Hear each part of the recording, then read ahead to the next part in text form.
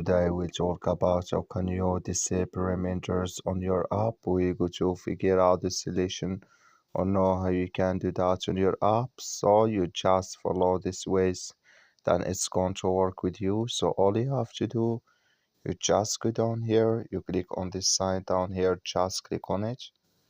So then it's going to take you to this list. It's going to show for you like this here in your profile. Then all you have to do next, you just go down here, then you click here on settings here, just click on it. So then you can to next here, it's going to show for you like this here.